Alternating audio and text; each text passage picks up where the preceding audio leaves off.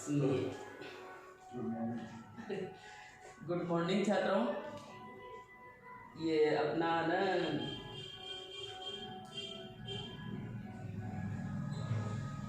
चल रहा था राम की शक्ति पूजा, शुरू के 1-2 पैराग्राफ करवाए थे, वो समझ में आ ही गए होंगे। अब उससे आगे जैसे राम जो महाशक्ति है, जो देवी है, जो वो अन्याय की तरफ है, रावण की तरफ है ना। रावण को बड़ा आश्वस्त कर दिया उन्होंने, उनको भी आशीर्वाद दिया जय मतलब विजय होने का। और राम जो कि सबका उद्धार करने वाले हैं, सबका भला सोचने वाले हैं, सबके मतलब दुष्टों के संहारक हैं। और जब महाशक्ति उस तरफ है तो उनको अपनी विजय में थोड़ी आशंका नज़र आती है, और इससे जो राम का मन विचलित है और उनकी सेना में जो स्तब्धता छाई हुई है। लेकिन जो थोड़े बहुत जो बुजुर्ग हैं, जैसे जामवंत हैं, थोड़ा बड़े सुग्रीव हैं, ये सब उनको किस तरीके से उनका मनोबल बढ़ाते हैं एक तरीके से कि नहीं अब ऐसा मत करो, और ये स्तब्धता ठीक नहीं है। और कभी मौन हो जाते हैं, कभी राम जो है बहुत दुखी होकर चुप हो जाते हैं। लेकिन फिर किस तरीके से ना उनमें खुद में ही अंदरूनी जो शक्ति आती है, जामवंत जो कि ना सबसे बुजुर्ग होते हैं उनकी सेना में, वो उनको किस तरीके से बताते हैं कि अपने को क्या करना चाहिए। अगर महाशक्ति उनकी तरफ है, रावण ने भी अपनी शक्तियों से, अपनी प्रार्थना से, है ना, अपने ध्यान जप साधना से अपनी तरफ किया है, तो आप भी कुछ ऐसा करो कि जो महाशक्ति है वो आपकी तरफ हो। और उससे आगे अब कवि क्या कहना चाह रहे हैं उसमें अपन पढ़ेंगे। कह हुए भानुकुल भूषण वहाँ मौन क्षण भर। और जब वो बात हो चुकी थी कि महाशक्ति जो है रावण की तरफ है और कैसे विजय को प्राप्त करेंगे, और इस तरह का विचार मन में करके राम जो है वो एकदम चुप हो जाते हैं। यहाँ भानुकुल किसको बोला है? सूर्यवंशी राम को बोला है ना। तो ये सब पहले उनकी जो वार्ता चल रही थी वो कहकर वो एकदम से राम जो है एकदम क्षण भर के लिए चुप हो जाते हैं। बोले विश्वस्त कंठ से जामवान। जामवान यानी जामवंत, जो कि उनकी सेना के एक सेनापति होते हैं। रघुवर मतलब श्री राम को संबोधित करते हुए एकदम विश्वस्त कंठ से अपने मन में विश्वास भरकर जामवंत जो है उनको कहने लगते हैं, हे श्री राम, विचलित होने का नहीं देखता मैं कारण। क्या कहते हैं कि इस तरह से मन को विचलित करने का या समर में विजय नहीं होने का भाव मन में रखने का अभी ये कोई मैं कारण नहीं देखता हूँ, कोई कारण ऐसा जान नहीं पड़ता है कि आप इस तरीके से विचलित हो। हे पुरुष सिंह, तुम भी यह शक्ति करो धारण। और क्या कहते हैं कि आप तो पुरुषों में सिंह के समान हैं, आप तो शेर के समान बलशाली हैं, तो आप भी जो है उस शक्ति को धारण करो। कौन सी शक्ति? जिस शक्ति को रावण ने जिस शक्ति मतलब हुई महाशक्ति दुर्गा देवी के लिए कहा है कि दुर्गा माता की आराधना करके रावण ने जो है उस शक्ति को अपनी तरफ कर लिया है। तो मैं भी आपको विचलित होने का ऐसा कोई कारण नहीं देखता हूँ। आप तो पुरुषों में सिंह के समान शक्ति रखने वाले हैं, तो तुम भी उस शक्ति को धारण कर सकते हो। कैसे? आराधन का दृढ़ आराधन से दो उत्तर, कि रावण ने जो है आराधना करके प्रार्थना करके ही तो उस शक्ति को अपनी तरफ किया है, तो आप भी ऐसी आराधना करो कि महाशक्ति को आपकी तरफ आना ही पड़े। कि आराधन का दो आराधन से उत्तर, मतलब आप आराधना का उत्तर आराधना से ही दो। रावण ने भी आराधना करके ही प्रार्थना करके ही शक्ति को अपनी तरफ किया है, तो आप भी उसका जवाब उसी तरीके से दो। तुम वरो विजय संयत प्राणों पर। और क्या कहा है कि आप अपने आप विजय को धारण करोगे। कैसे? अब संयमित होकर अपने प्राणों को संयमित कर संयम से आप जो है प्राणों की रक्षा करेंगे। 2 बार जो आया ना, संयत प्राणों से प्राणों पर, अर्थात कि आप संयत प्राणों से मतलब खुद को संयमित रखकर आप दूसरों के प्राणों की रक्षा करोगे। किस तरीके से? कि तुम उस शक्ति की आराधना करके ही उसका जवाब दो। रावण अशुद्ध होकर भी यदि कर सकता त्रस्त, कि रावण जो है अन्यायी होकर, है ना, पापी होकर भी अगर किसी को त्रस्त यानी दुखी, कि किसी को, सभी लोगों को रावण जो है अन्यायी होकर भी और पापी होकर भी सबको दुखी कर सकता है, तो तुम भी निश्चय सिद्ध करोगे उसे ध्वस्त। और तब अगर वो पापी होकर अन्यायी होकर ही सबको दुखी कर सकता है शक्ति की पूजा करके, महाशक्ति की आराधना करके, तो आप तो एकदम से धर्म पुरुष हैं, है ना, मर्यादा पुरुषोत्तम है, तो आप तो उसे निश्चित रूप से ध्वस्त करोगे, अर्थात उसके मंसूबों को तोड़ डालोगे। शक्ति की करो मौलिक कल्पना, कि आप तो जो शक्ति रावण ने प्राप्त की है, उस शक्ति की बेसिक मौलिक तरीके से जो है, मूल रूप से जो है, अंदर ही अंदर कल्पना करो कि किस आराधना से उसने महाशक्ति को अपनी तरफ किया, ऐसी कौन सी प्रार्थना की है। इसलिए कहा गया है, कवि ने कहा है कि शक्ति की करो मौलिक कल्पना, कि आप तो हे श्री राम, आप तो शक्ति की जो है मौलिक रूप से कल्पना करो पूजन। और क्या करो, आपको भी कोई ऐसा विधि विधान से कोई पूजा का आयोजन करना चाहिए, आपको भी ऐसा पूजन आराधन करना चाहिए। छोड़ दो समर जब तक न सिद्धि हो रघुनंदन, कि हे रघुनंदन भी श्री राम के लिए कहा गया है कि हे श्री रघुकुल के नंदन, रघुकुल के पुत्र श्री राम, आप जो है अभी जब तक आप उस महाशक्ति की आराधना नहीं कर लो, उनकी प्रार्थना नहीं कर लो, तब तक आप जो है समर यानी युद्ध, आप युद्ध में विजयी होंगे, है ना, या नहीं होंगे, इस कल्पना को ही, इस बात को ही, इस विचार को ही मन से छोड़ दो। और आप क्या करो, तब तक लक्ष्मण है महावाहिनी के नायक, और आप जो है उस प्रार्थना में लग जाओ, आप उस आराधना में लग जाओ, और जब तक आप प्रार्थना करेंगे, जब तक आप अपना पूजन आयोजन करेंगे, तब तक जो है अपनी जो ये महावाहिनी, मतलब जो महासेना है आपकी, इसके जो नायक है, मतलब इसके जो नेतृत्व करने वाले, वैसे तो राम है, लेकिन राम को तो पूजा के लिए प्रेरित कर रहे हैं जामवंत जी, तो कि तब तक आप जो है लक्ष्मण को इस महासेना का सेना नायक बना दो, वो सेना का नेतृत्व करेंगे।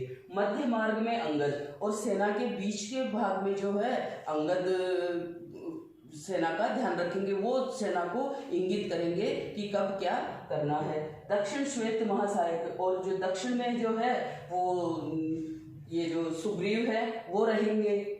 मैं भल्ल सैन्य वाम पाशारू में हनुमान, और मैं जो भल्ल यानी भालू सेना, भल्ल सैन्य मतलब जो भालू सेना का जो नेतृत्व है वो मैं करूँगा, और जो बाईं ओर है पीछे की तरफ वो हनुमान जी उस सेना को देखेंगे। नल नील और छोटे कपिगण, और नल नील कई सारी बड़ी सारी सेना थी राम जी की, तो उसमें छोटे बड़े सारे ही योद्धा थे, तो नल और नील आपने नाम सुना होगा, नल और नील जिन्होंने कि राम नाम का पत्थर समुद्र में डाला था, तो समुद्र में वो पत्थर तैरने लग गया था, तो वही नल नील, कि नल और नील जो हैं वो, और छोटे कपिगण, और जो छोटे कपि यानी कि जो वानर सेना है, जो वो लोग उनके प्रधान, और नल नील जो है वानर सेना के प्रधान रहेंगे। सुग्रीव विभीषण अन्य यूथपति यथा समय आएंगे रक्षा हेतु जहाँ भी होगा भय, और जो सुग्रीव है, विभीषण है, और जो ना ये पूरी और जो अन्य सेना है उसका जो है जब भी समय जब भी ऐसा समय आएगा कि उन्हें रक्षा की जरूरत है, तो उसके लिए जहाँ भी होगा भय, और जहाँ भी उनको मतलब उनको डर सताएगा, किसी तरह का भय उन पर छाएगा या वो भयभीत होंगे, तब वो जो है अन्य जो सेनाधिकारी है वो उस समय आएंगे। अन्य सेना में जैसे सुग्रीव विभीषण ये सब के लिए बोला है, तो जहाँ भी डर होगा वहाँ पर ये लोग आएंगे। यह अंतिम जब ध्यान में, अब ऐसा सुनकर राम जो क्या है, इसमें कवि ने ज़्यादा इसमें दिया नहीं है, लेकिन इसके तुरंत बाद ही अपने को ये पंक्तियाँ बताई है। तो इससे पहले मैं थोड़ा सा बता दूँ आपको कि इतना उनको प्रेरणादायी बात कहने के बाद जामवंत जी के राम जो है वो यही सोचते हैं कि एक अवसर मुझे ये भी लेना चाहिए कि मुझे जो है महाशक्ति की आराधना करनी चाहिए। रावण ने भी तो आराधना करके ही महाशक्ति को अपनी तरफ किया है, तो मैं भी एक बार ये प्रयास करता हूँ। ये सोचकर जो राम जो है वो महाशक्ति के पूजन में बैठते हैं। लेकिन महाशक्ति को प्राप्त करने के लिए वो पूजा बड़ी कठिन होती है। उस पूजा में किसी तरह का विघ्न नहीं होना चाहिए, किसी तरह की कोई कमी नहीं रहनी चाहिए। लेकिन राम जो है दृढ़ संकल्प होकर वो पूजा करने बैठते हैं, और पूरी जब देवी के पूरे श्लोक, पूरे मंत्र जब वो उच्चारित कर लेते हैं, पूरा ध्यान अपना वो कर लेते हैं, लेकिन जब लास्ट की जो उनकी पूजा का समय रहता है, थोड़ा सा समय बचता है, उसमें क्या होता है, ये अंतिम जप ध्यान में देखते चरण युगल राम ने बढ़ाया कर लेना। और उसमें वो जो महाशक्ति की जो पूजा है, उसमें जैसे 9 देवियाँ मानी गई है ना शक्ति के प्रतीक, तो 9 उन पर कमल चढ़ाते हैं। तो वो जो पूजा होती है तो राम जो है उसमें 8 तो चढ़ा चुके होते हैं कमल, है ना। लेकिन 9वां फूल लेने के लिए जैसे ही हाथ बढ़ाते हैं तो क्या देखते, आंखें तो बंद है उनकी और वो ध्यान में लीन है ना, देवी के ध्यान में। तो क्या होता है कि और वो सिर्फ कहाँ उनका ध्यान रहता है, सिर्फ देवी के चरण युगल, मतलब जो देवी के युगल चरण में नहीं, दोनों समान रूप से जो उनके चरण हैं बस उन्हीं पर उनका ध्यान है। तो यह अंतिम जब ध्यान में देखते चरण युगल राम ने बढ़ाया कर लेने को नीलकमल यानी कमल के लिए कहा गया कि जैसे ही नीलकमल लेने के लिए उन्होंने अपना हाथ बढ़ाया, लेकिन क्या देखते हैं, कुछ लगान हाथ, लेकिन उनके हाथ में कोई भी कमल नहीं आया। मतलब जिस जगह सारे कमल रखे हुए थे उस जगह कुछ भी नहीं है, और उनका ध्यान जो है देवी के चरणों में ही है। कुछ लगान हाथ हुआ सहसा स्थिर मन चंचल, और जो कि बहुत ही स्थिर भाव से देवी का आराधन कर रहे थे, देवी की पूजा कर रहे थे, देवी के ध्यान में लीन थे, तो एकदम से उनका मन जो है चंचल हो गया। चंचल यानी कि उनका ध्यानावस्था थोड़ी डगमगाई कि ये क्या हो गया, कुछ हाथ भी नहीं लगा उनके, एक भी कमल उनको दिखाई नहीं, मतलब हाथ नहीं लगा। ध्यान की भूमि से उतरे खोले पलक विमल, और क्या किया, जिस ध्यान से ध्यान मग्न होकर देवी की जो पूजा में तल्लीन थे, तो उन्होंने उनका जो ध्यान है वो थोड़ा सा डगमगाया। और क्या किया कि ध्यान की भूमि से उतरे खोले पलक विमल, और अपने जो स्वच्छ निर्मल उनके जो नेत्र थे हल्का सा उनको खोलकर देखा।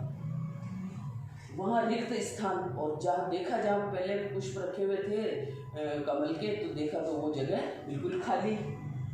यह जब का पूर्ण समय, और लास्ट अंतिम नीलकमल ही चढ़ने वाला था देवी के, और देखा कि वो जगह तो एकदम खाली है, और ये तो मतलब पूजा जो है अंतिम दौर पर थी।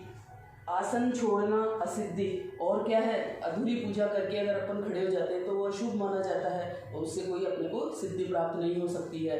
कोई भी पूजा में अपन बैठते हैं तो अधूरी पूजा नहीं छोड़ी जाती है। उसी प्रकार से राम भी जो सोचते हैं कि अगर मैं ये आसन से छोड़कर खड़ा हो जाता हूँ तो ये तो बहुत ही अशुभ हो जाएगा। भर गए नयन द्वे, और ऐसा सोचकर उनके जो दोनों नेत्र द्वे यानी उनके जो दोनों नेत्र वो आंसू मतलब छलछला गए, डबडबा गए एकदम। धिक जीवन को जो पाता ही आया है, मतलब धिक्कार मेरे ऐसे जीवन को जो मैं हमेशा ही इस तरह की स्थिति पाता आया हूँ। कैसी स्थिति, विरोध धिक साधना जिसके लिए सदा ही किया शोध, और हमेशा ही मैं विरोध सहन करता आया हूँ। हमेशा ऐसा क्यों कहा राम ने, क्योंकि जब राम थोड़े बड़े हुए तो उन्हें गुरुकुल में पढ़ने को भेज दिया था, और जैसे ही दशरथ की इच्छा थी, राजा दशरथ की, कि राम को राजा बनाया जाए, अब मुझे ये नहीं करना है, तो जैसे ही उनको राज्याभिषेक का समय आता है और अचानक से उनको वनवास दे दिया जाता है, लेकिन उस चीज़ का वो विरोध नहीं करते हैं और वन में चले जाते हैं। और अभी जैसे ही उनकी जब पूजा का समय पूर्ण होने वाला है, सीता का जैसे तैसे पता चलता है ना, हनुमान के द्वारा उनके कि भाई कहाँ सीता है, तो उसको सीता को वापस लाने के लिए वो इतने सारी बाधाएं झेलकर जो है वहाँ लंका तक पहुँचते हैं। पहुँचने का जो प्रयास है उनका, और उसमें भी कितने अवरोध आते हैं। इसलिए राम ने क्या बोला है कि मेरे जीवन को धिक्कार की जो मैं हमेशा से ही विरोध झेलता आया हूँ। धिक साधन जिसके लिए सदा ही किया शोध, की हमेशा ही मैंने अच्छा मतलब साधन को प्राप्त करने के लिए जो है मैं हमेशा ही कुछ ना कुछ में मुझको परीक्षाएं देनी पड़ी है। जानकी उद्धार प्रिया का हो न सका। और ऐसा मन में भाव रखकर उन्होंने सीता को याद किया। जानकी मतलब सीता। सीता को याद किया कि हे जानकी, मैं तुम्हारा उद्धार नहीं कर सका। वह एक और मन रहा राम का जो न थका। एक तरफ तो उनके मन में ये भाव आया कि मैं तुम्हारा उद्धार नहीं कर सका, मैं तुम्हें रावण के चंगुल से नहीं छुड़ा सका, लेकिन फिर भी उनका जो मन है वो थका नहीं है। उन्होंने अपने मन को जो है बिल्कुल भी थकान में नहीं लाने दिया। जो नहीं जानता दैन्य नहीं जानता विनय। और अपने मन में मजबूती करके क्या बोलते हैं कि मैं कोई दीनता नहीं जानता, किसी तरह का विनय नहीं जानता, कर गया भेद वह माया वर्ण प्राप्त कर। और इस तरह की बात उनके मन में आते ही वो जैसे कोई माया का भी वर्ण कर दिया, माया को भी उन्होंने भेद दिया हो। जो ये माया, ये एक तरीके से जो कमल का लुप्त हो जाना, वो एक माया से ही ऐसा हुआ था। तो राम क्या है, वैसे तो बहुत भी अनुनय विनय हर चीज़ में उन्होंने, पहले उनका यही गुण है कि हर चीज़ में अनुनय विनय की जाए, ना युद्ध को टाला जाए। लेकिन अब जो सीता का जो ध्यान उनके मन में आता है कि मैं तुम्हारा उद्धार नहीं कर सका, अर्थात मैं तुम्हें रावण से छुड़वा नहीं सका, लेकिन फिर भी वो क्या बोलते हैं मन में कि मैं किसी तरह की दीनता नहीं जानता, किसी तरह का विनय नहीं जानता। क्यों? क्योंकि उन्होंने तो स्वयं माया को जो है उन्होंने खुद वर्ण कर लिया, माया को जो है भेदन कर लिया। अब अगली वीडियो।